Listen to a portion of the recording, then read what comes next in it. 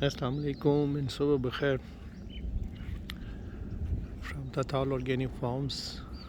Flowers are blossoming all around.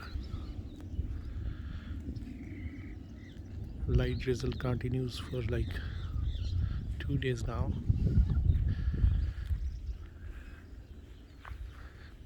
So it's the grass is getting a lot of water now, and hopefully everything is going to get back to its youth.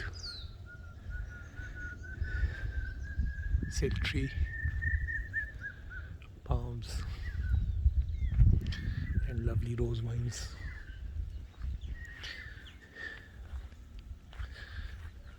See flowers all around. Look at the lovely pillars covered with rose vines. Everything looks so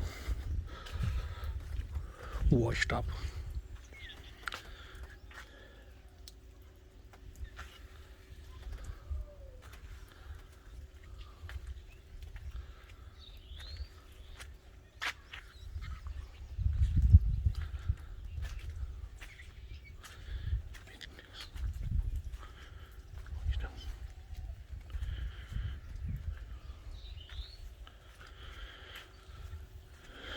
Rain brings blessings, maybe discomfort to few.